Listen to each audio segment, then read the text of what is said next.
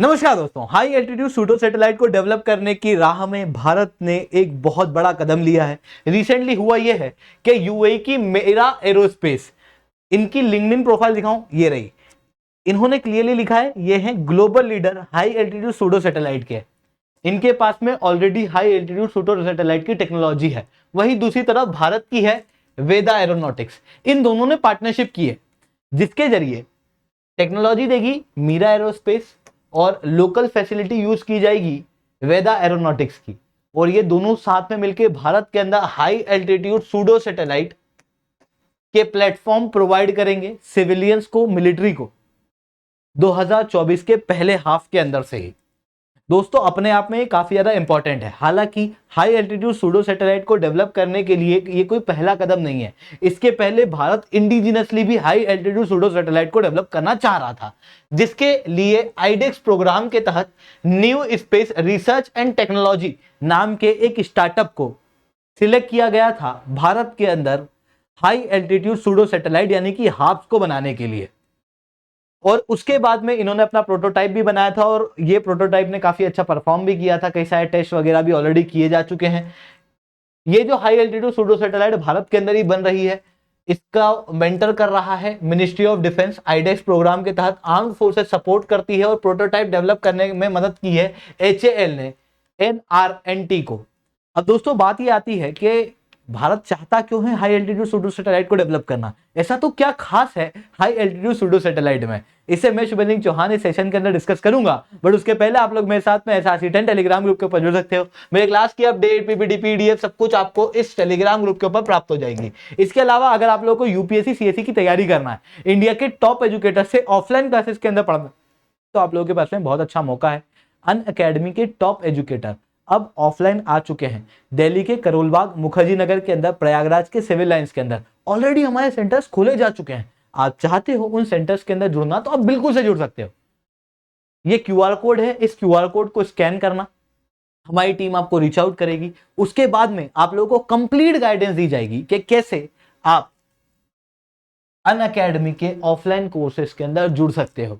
आप लोगों को मेरे लेक्चर की PDF फ्री ऑफ कॉस्ट दी जाएगी। मंथली मैगजीन करंट अफेयर्स की फ्री ऑफ कॉस्ट जो है वो मिलने वाली है इसी लिंक के जरिए।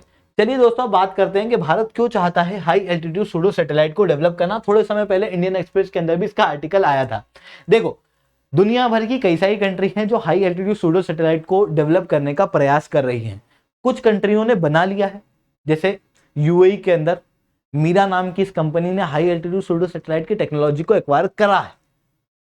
कुछ कंट्री अभी काम कर रही है, बट दुनिया में कोई भी ऐसी कंट्री नहीं है जिसने महारत हासिल करी हो हाप्स को बनाने में। भारत वो महारत आने वाले समय में हासिल कर सकता है। इसी कारण से भारत चाहता है हाई एल्टीट्यूड सूडो सैटेलाइट के अंदर काम करना। पर ये सैटेलाइट होती क्या है? इसमें ऐसा तो क्या खास है कि भारत ग्लोबल लेवल पे एक लीडर बनना चाहता है? देखो, अगर मैं आसमान में कहूं तो आसमान में अगर आप किसी चीज को उड़ाना चाहते हो तो एक तो आपके पास में ड्रोन है, दूसरा आपके पास में कि भाई पूरा स्पेस के बाहर पहुंच जाओ सैटेलाइट, तीसरा आपके पास में हवाई जहाज। इन तीनों का मिश्रण है हाई एल्टीट्यूड सूडो सैटेलाइट। इन तीनों की अच्छी चीजें हाई एल्टीट्यूड सूडो सैटेलाइट के अंदर देखने को मिलती हैं और इन तीनों के अंदर जो नुकसान है उसे हटाया गया है हाई एल्टीट्यूड सूडो सैटेलाइट के अंदर। अब देखना कैसे। देखो, सबसे पहले अपन बात करते हैं हवाई जहाज की, दैट इज एरोप्लेन या जेट। जेट को उड़ाना आसान है अगर एक ट्रेंड पायलट है उसके लिए। इसके लिए कोई पहले से प्रिपरेशन नहीं करनी होती जैसे सैटेलाइट को लॉन्च करने में करनी होती है। बट अगर यही जेट में पाकिस्तान के ऊपर से उड़ाना चाहूं तो पाकिस्तान का रडार उसे पकड़ लेगा।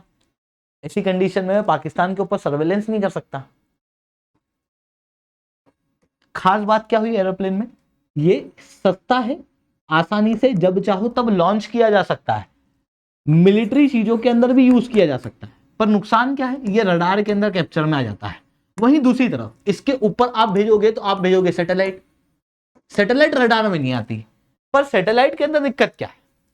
सैटेलाइट में दिक्कत यह है कि सैटेलाइट हवा में उड़ती तो है, ऊपर स्पेस में है, पर अगर मेरे को केवल पाकिस्तान पे नजर रखना है, अगर मेरे को केवल चाइना पे नजर रखना, उसके लिए मैं एक अलग से सैटेलाइट लॉन्च नहीं कर सकता, क्योंकि स्पेस के अंदर मिलिटराइजेशन के अपने इशू हैं। सैटेलाइट को बनाना और उसको लॉन्च करना अपने आप में एक बहुत महंगा काम है। ऐसी कंडीशन में इतनी ऊपर हाइट पे अगर लो अर्थ ऑर्बिट पे मैं भेजना चाह रहा हूं तो मैं लगभग 420 किलोमीटर के आसपास, 400 किलोमीटर के आसपास भेजूंगा। 160 किलोमीटर की भी हाइट पे अगर भेजूंगा तो ये बहुत ऊंची हाइट है। वहां पर भेजने के लिए मेरे को एक अलग लॉन्च व्हीकल बनाना पड़ेगा, उसके जरिए भेजूंगा, बहुत महंगा कार्यक्रम है। वही तीसरी चीज आती है ड्रोन। ड्रोन बहुत ऊंची हाइट पे नहीं उड़ते, ड्रोन कम हाइट पे उड़ते हैं, पर इनकी खास बात क्या है कि इसके अंदर कोई सैनिक नहीं बैठा होता। ऐसी कंडीशन में अगर हम पाकिस्तान साइड भेजेंगे भी और पाकिस्तान वाले उसके ऊपर अटैक भी कर देते हैं, उसको फोड़ भी देते हैं, तो ऐसी कंडीशन में हमारे सैनिकों का नुकसान नहीं होगा, मेन फोर्स का नुकसान नहीं होगा। मतलब ये क्या है, अनमेन्ड एरियल व्हीकल्स हैं ड्रोन। पर इनमें नुकसान क्या है, ये बहुत ज्यादा हाइट पे नहीं जाते, ये रडार में आ जाते हैं। इन तीनों को मिला के ही हम लोगों ने हाई एल्टीट्यूड सूडो सैटेलाइट बनाई है। नाम समझना, हाई एल्टीट्यूड मतलब ऊंची हाइट पे, हवाई जहाज और ड्रोन से ऊंची हाइट पे, एक इतनी हाइट पे जहां पर रडार ना पकड़ सके। हवाई जहाज वगैरह ये उड़ते हैं 10 से 12 किलोमीटर की हाइट पे। हाई एल्टीट्यूड सूडो सैटेलाइट हम लोगों को 20 किलोमीटर की हाइट पे देखने को मिलता है अपर स्ट्रेटोस्फेयर में, मिडिल स्ट्रेटोस्फेयर में। वहीं सूडो सैटेलाइट, ये सैटेलाइट नहीं है, सूडो सैटेलाइट है। मतलब ऊपर है ये स्ट्रेटोस्फेयर में, पर बिल्कुल सैटेलाइट नहीं है, स्पेस में नहीं पहुंच गई, उसके नीचे। इसको लॉन्च करना उतना ही आसान है जितना कि एक हवाई जहाज को। ये रडार में नहीं आती, मतलब सैटेलाइट वाले बेनिफिट है। वहीं तीसरी तरफ इसके अंदर अनमेन्ड एरियल व्हीकल है ये, यानी कि इसके अंदर ड्रोन के भी सारे बेनिफिट देखने को मिलेंगे। इस कारण से हाई एल्टीट्यूड सूडो सैटेलाइट एक बहुत ही अच्छा सिस्टम है, और इसे उन सारी चीजों में यूज किया जा सकता है जहां पर सैटेलाइट, ड्रोन और हवाई जहाज को किया जाता है। जैसे कम्युनिकेशन टेक्नोलॉजी के अंदर इंटरनेट वगैरह देने के लिए सैटेलाइट को यूज करते हैं, वैसे ही आप हाई एल्टीट्यूड सूडो सैटेलाइट को भी कर सकते हो। वहीं सर्वेलेंस के अंदर आप जेट वगैरह का, ड्रोन का प्रयोग करते हो, उसी तरीके से इसका भी प्रयोग कर सकते हो। धरती की ऑब्जर्वेशन के अंदर क्लाइमेट चेंज वगैरह इन सारी चीजों को देखने के लिए हम सैटेलाइट लॉन्च करते हैं, बहुत पैसा खर्च करते हैं। हाई एल्टीट्यूड सूडो सैटेलाइट का भी हम लोग वहां पे प्रयोग कर सकते हैं। मिलिट्री रूप से ये रडार के अंदर नहीं आता है, इस कारण से ये इंटेलिजेंस को गैदर करने में अपने आप में काफी सक्षम इंस्ट्रूमेंट है। वहीं इसके एडवांटेज है कि ये सैटेलाइट से ज्यादा कॉस्ट इफेक्टिव है और जल्दी से डिप्लॉय किया जा सकता है और कम लेटेंसी देखने को मिलती है।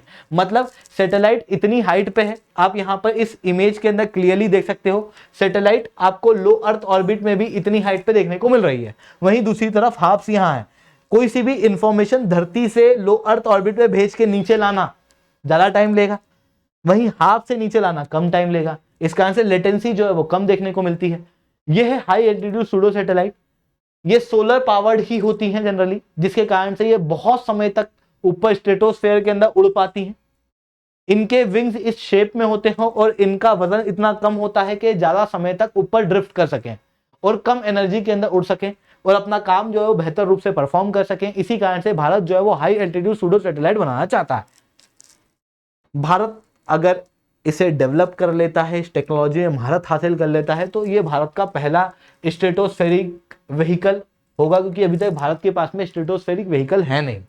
वहीं 15 से 20 किलोमीटर से हम धरती को प्रॉपर रूप से देख पाएंगे बहुत लंबे समय के लिए, और अभी तक किसी भी कंट्री ने इसे महारत हासिल नहीं की है, तो भारत को इसके अंदर महारत हासिल हो सकती है।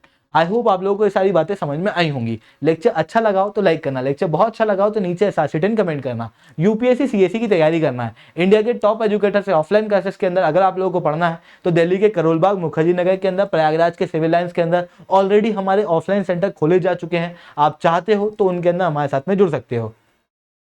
अगर आप हमारा सेंटर देखना है तो इस वीडियो को एंड तक देखना।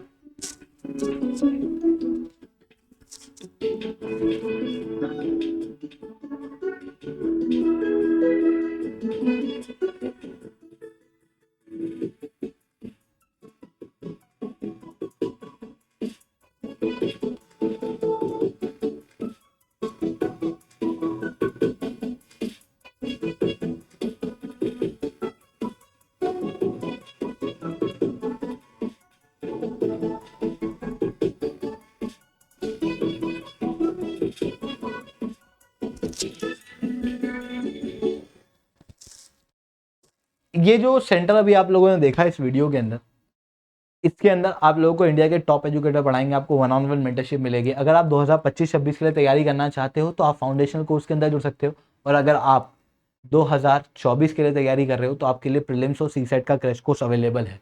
आप चाहते हो इनरोल करना तो नीचे कमेंट के अंदर लिंक है, उस लिंक को खोलना, उसे फिल आउट कर देना, एजुकेटर के अंदर शुभेंद्र नाम डाल देना, जिसके बाद में आप लोगों को कंप्लीट गाइडेंस जो है वो प्राप्त होगी। आई होप आप लोगों को सारी बातें समझ में आई हो। लेक्चर अच्छा लगा हो तो लाइक करना, लेक्चर बहुत अच्छा लगा हो तो नीचे ऐसा कमेंट करना। That's all from my side. जय हिंद, जय भारत।